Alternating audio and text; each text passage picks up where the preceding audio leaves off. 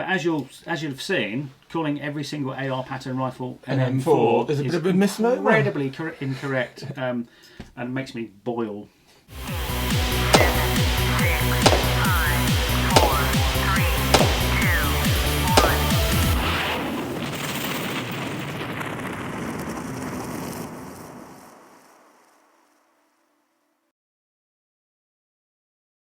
Okay, so we've done the M16A1 to death. And the 6 series. And the 6 series. No one's probably bored to death, but we're going to carry on with the M16A2 program. Okay. So the M16A2 program effectively came from the US Marine Corps, who were looking at replacing their M16s, M16A1s and everything else. But they've always had slightly higher standards in the Army, and apologies to any US Army veterans there, but I know the US Marine Corps marksmanship standards are higher. Marksman standards are different. But they shoot out to 500 rather than 300 metres as basic training. And that heavily affected what happened with the A2. So the A2, just like the original one at Vietnam, came from the M16A1, and then like the M16 got developed and turned into the A1 and the experimental programs, the A2...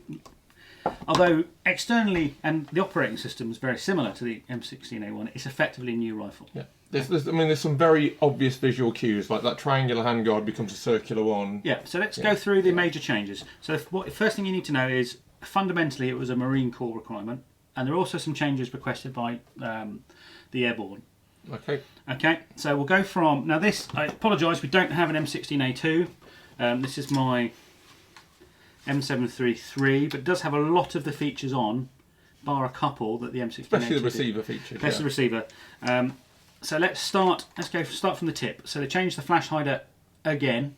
Yep. So instead of having 6 ports, it only had 3, and then the lower 3 were all blanked off. That's to help with muzzle climb a bit. Right. Because there was no blast going down, it was only venting up. It also had the benefit that it wouldn't vent gas down into any dirt or dust and kick that up as well. Okay. And we'll show you pictures. The barrel was a much heavier profile. So there were some problems with airborne troops jumping and landing on their barrels and bending them. They were bending in heavy bayonet training. Again, it was more of a Marine thing than an Army thing.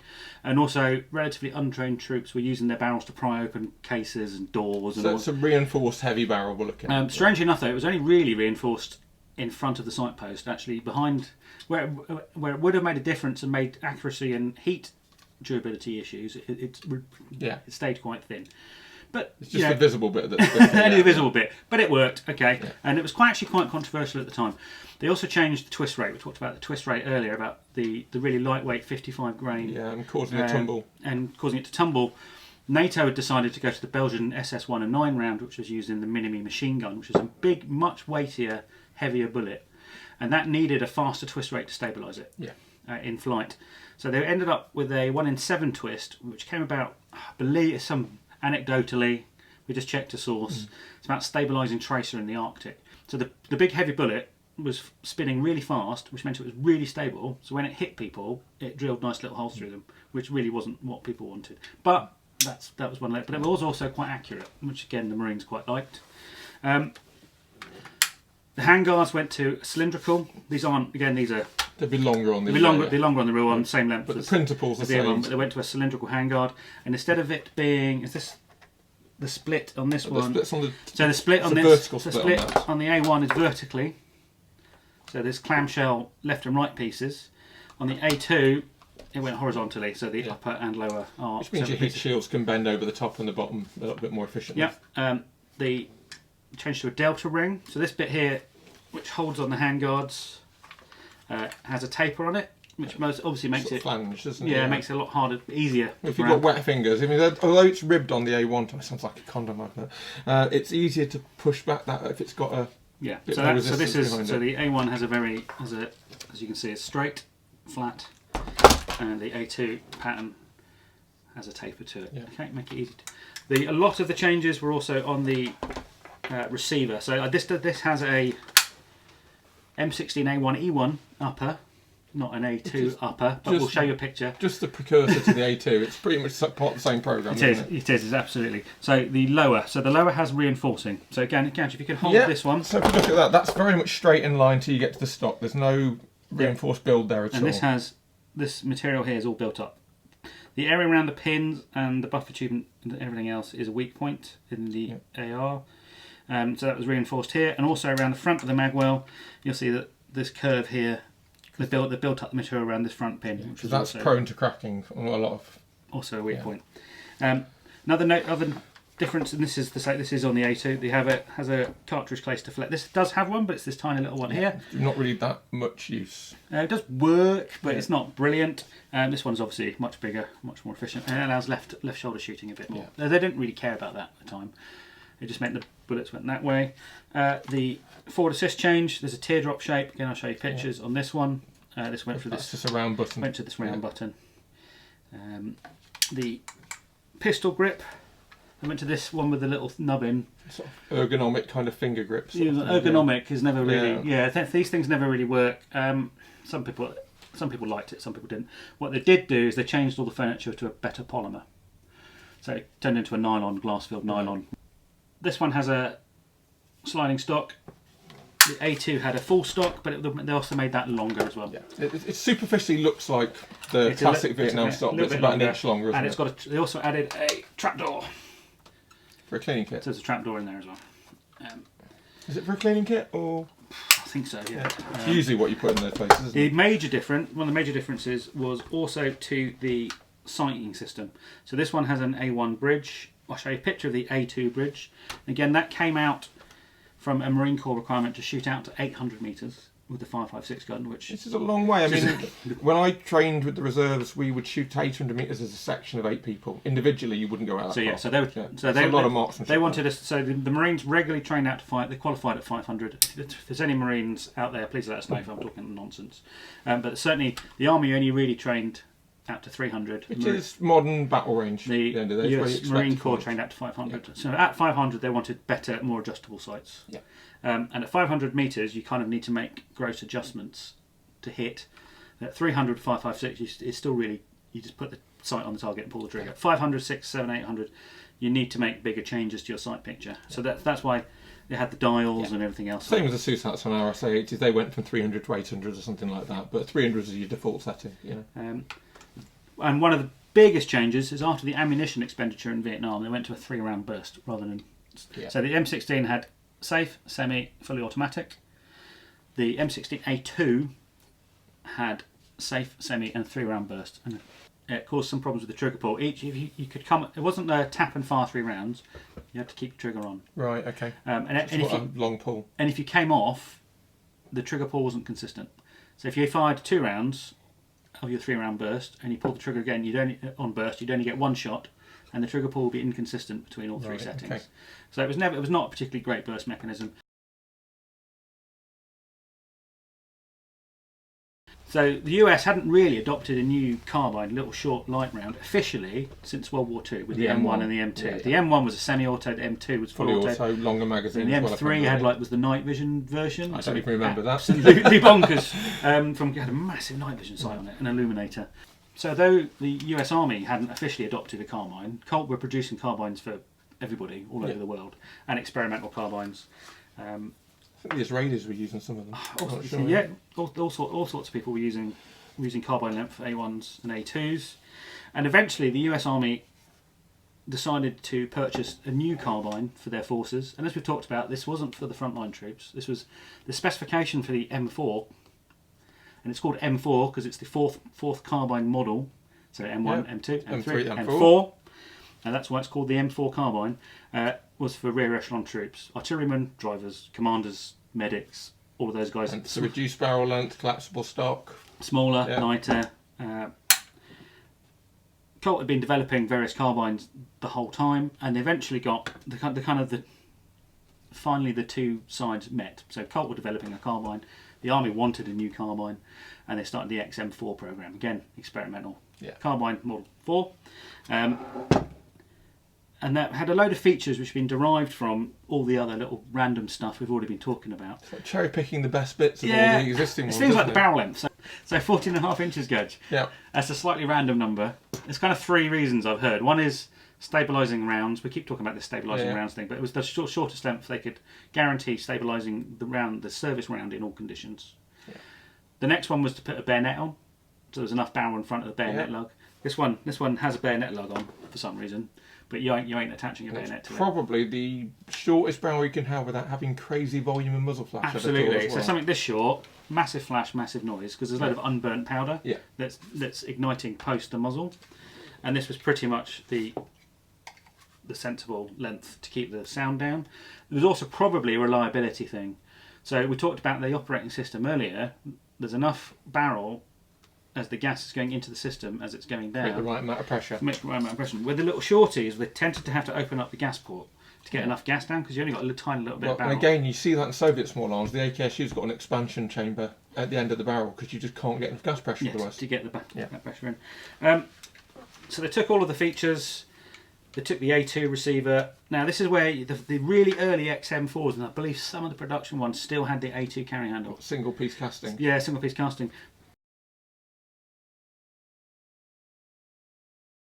This is my GHK M4A1 Carbine, and we'll talk about that a bit. But so bear in mind, this is currently wearing some of the accessories from my M119A2, isn't it? Yeah. Because I couldn't resist, and it's a bit too much hassle to take them all off. But so a few things. It kept so we've got the 14.5-inch barrel. Yeah. So on the 6.53 with the reinforced front barrel. Although it does have this step down here is for the M203 grenade launcher.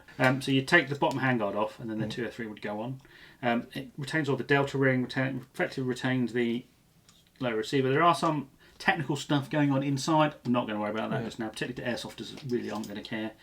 The original M4 retains the burst. Yeah, the unpopular burst. Unpopular burst, but again, the troops that were meant to be firing it really weren't going to spend much time training on them. Yeah. So they really didn't need... Again, because we're talking about rear echelon support services. And again, no disrespect to them, but they're not combat infantry. There's another pattern of stock, which I'll show you on screen. This is a Magpul one. This is really very late. The stock's very close to a bit of an enlarged AR-15 type stock, isn't it? It's the same sort of clip. Well, the original ones had the same stock as this. Yeah. This is a second pattern carbine stock. This is the polymer version of the aluminium one. Then they changed to the newer one, which I'll show you on screen. They still get issued like that, and then a lot of people just chuck them in the bin. But there you go. To market parts. So this went into service in '95. Very quickly, Special Forces went, "Oh, that looks fun." I'll have a bit of that. And they've been buying carbines off the shelf anyway, so then they could get hold of this on procurement. And Special Forces had, and even people like the Rangers and the Airborne had higher demands on a rifle, and they ran into loads of trouble with it. As to spec, the M4, so the M4 Model 4 carbine, as issued to rear echelon troops, was absolutely fine for that job. It was never meant to be a combat rifle for frontline troops. Yeah. It started getting used that way later on by the US Army, and then also Special Forces were using it as higher requirements. And they were effectively mag dumping, and they had problems with barrels bursting, they had problems with bolts cracking, they had problems with firing pins going, but they were shooting way more rounds. Colt did have some QC problems at the time, which they needed to fix, which they subsequently did. Special Forces were dumping mag after mag after mag through it, and if you get a barrel really hot and you heat it up past its transition temperature, effectively the metal changes state. It stops being the steel that you originally had it, turns into another type of steel, and then when you start shooting again, after it's cooled down, you can burst the barrel, or it just bursts straight away. Bolts fracturing, all sorts of stuff. But bear in mind, and the Army were a bit like, well, we're not going to change it for you because you're not supposed to be using it that way. And that's where the whole SCAR program comes from, which we might talk about another day. That's another episode. Special Forces wanted their own rifle to fit their requirements, and then eventually they ended up adopting the M4 again. Anyway, this is an M4A1. A1 effect. Has some further modifications, but mainly generally means it's got full auto. Part of the reason they solved it is SOCOM. So then Special Forces, SOCOM, Special Operations Command, had a different barrel. So they effectively changed it by putting a dirty big barrel on, and they made they increased the diameter of the barrel underneath the handguard, and they made some changes to the bolt and the extractor just to make them more reliable. And again, there's some great channels out there, and I'll link them in the description and up the top, so you can see if you're really into it, you can dive really deep. They're just gearing up for a higher rate of fire for the average user. More sustained and higher rate of fire. And then the US Army adopted the M4, M4A1, and that went into general service. The M16A2 was replaced by the M4A1. Mid-90s? Towards the end of the 90s, global war and terror kind of time. If you look at a lot of the Marines deploying, and again, the Marines were late doing this, the Marines deploying to Gulf War II. Marines classically get things 5 years after the Army. After everyone else. Yeah. So that's the M4A1. Never really intended as a frontline combat rifle. It is now a frontline combat rifle. And it's, you know, the most popular gun in Airsoft. Oh yeah, definitely. But as you've seen, calling every single AR pattern rifle an M4 is a bit of a misnomer. Incredibly incorrect, and it makes me boil. You can call them all ARs if you want, or AR-15s, but they're not all M4s. An M4 is an AR-15. Not all AR-15s are M4s. Indeed. So there you go. Right, let's talk about some of the fancy stuff. So essentially, you've got your M4 rifle, it's been adopted, and it's great, but if you want to put a torch or a laser on it, there's no provision to do that on the original M4 because it's got this circular carbine style rail. Yeah. You have got your 20mm rail underneath your sighting post, which is removed. That's great, but you've got a choice then between, you know, an optic or something else or whatever. So the solution is to put 20mm rails everywhere. So this was one of the first ones that came out, and still actually is still the issued. So if you get an M4A1 today in the US Army, that's how it comes from the factory with the Knights Armament Company Raz rail on it at the 12, 3, 6 and 9 o'clock. So all of the rails, the issue one still has front sight post and all that sort of stuff. So this is, you know, so that's what your average infantryman, minus the Gucci parts, would take. And then we get onto the more kind of specialist stuff. So let's grab some more guns off the shelf. So this is my Mark 18 Mod 0. Okay. So what does that mean? Mark 18 is for the Navy? Yeah, so Mark 18 is a Navy designation. Originally started off as what's called the CQBR program, so that's Close Quarter Battle Receiver. Oh, not rifle receiver. Receiver. Okay, makes sense, it changed. Right. Okay, so CQBR. Effectively what that meant is they took M4A1s, opened the gas port up, chopped the barrel off, made it shorter. But it was just the upper. Right. So you got a whole new upper receiver, the upper being this bit here. So the barrel, handguards, and the top, and this top section. So if you're in US SOCOM, you could get issued an M4A1 full length, and you could get issued a CQBR receiver upper. Put on as an after part. As an after part. They then decided to put them out as full rifles or full little carbines, and this was really built as a submachine gun. Yeah, and again, we're going to get back to that. I imagine you're going to get quite a bit of muzzle flash there and quite a bit of noise because you're compromising on that barrel. Yeah, and a lot of times this is where suppressors start coming in. So you'll mostly see these suppressed, not silenced, suppressed, to cut down on. And it's not really to be. It's not also not really to be that quiet. It does help, but it's not to deafen. Basically, not to deafen your teammates. Stops you blinding yourself at night as well when you're shooting. So these were really intended boarding actions inside buildings, inside planes. They're not intended as. Does the improved stock with the storage options come as part of that modification? So that was also part of that. So that's part of the kind of SOPMOD programs. This is the crane stock because it was designed by an engineer at Crane. Well, more and more warfighting equipment requires batteries at this point. So having storage for batteries is a great idea. So if you have a look down here, there's these little plugs. There were two tubes that came out, and you could store your batteries. Because by the time this also had all the torches, lasers, laser designators, sights, and you needed. Also, stuff on your hat. They were all pretty power hungry. You needed lots and lots of batteries. But it still has this kind of standard CAC rail and standard front sight post. And you get quite limited space up here. So these were issued initially as an upper receiver. Then the CQB-R turned into rifle. Right. So the Army program was the rifle. So you got a full off-the-shelf rifle. And the Navy program was the Mark 18. Yeah. And some of the lowers were adapted from M16A1s. There was some really odd adaptions and early stuff. So again, we're looking at mongrel guns for a while. Proper mongrel guns until they started getting manufactured as full-on guns. So you can see some of the early ones with A1, A2, M4, some really XM receivers. Really, really quite crazy. So Gadge, we're moving on. This is a Mark 18 Mod 1. That's really your standard skirmish rifle. This is my Marui that we've been on the channel. But this is my normal skirmishing gun, hence why it's. And I think you can instantly see when we were talking about the amount of batteries you'd be using on a real rifle, you've got at least 3 things there that take a power source. 3 things which need power and potential to put another one on. So I've got a torch, laser designator and a red dot sight. You can see on the differences between this one, I'll give Gadge the Mod 0. So this is a generation on. So these were very much always built as full rifles. It's full rifles, full carbines.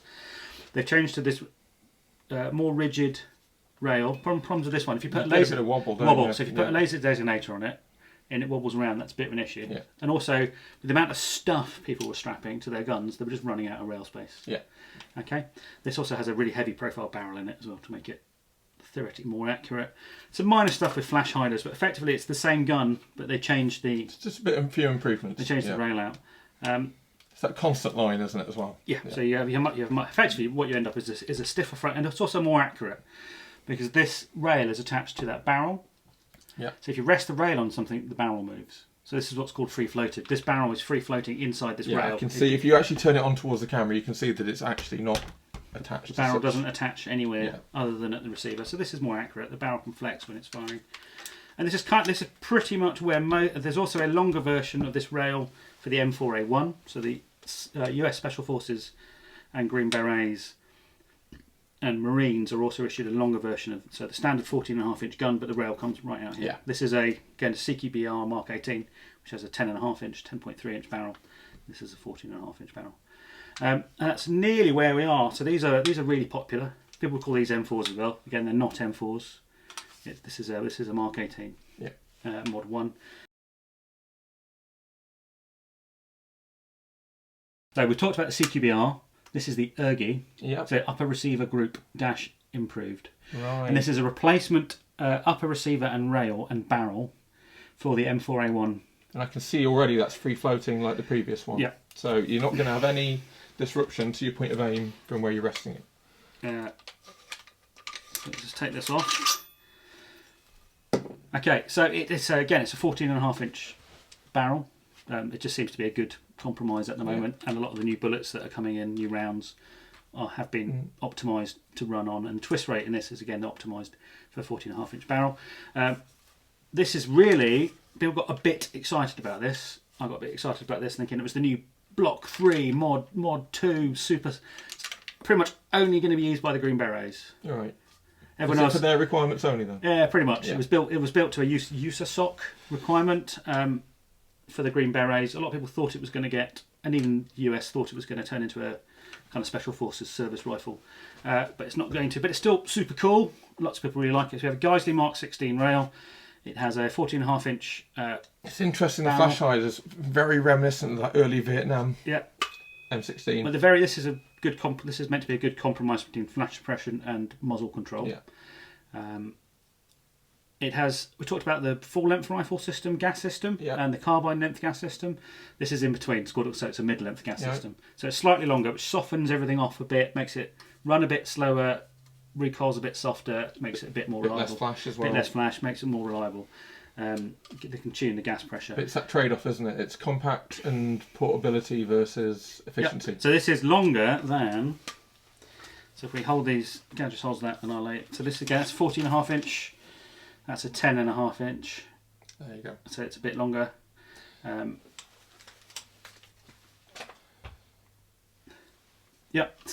pretty much going to be. These have apparently had some problems with drop testing. Yeah.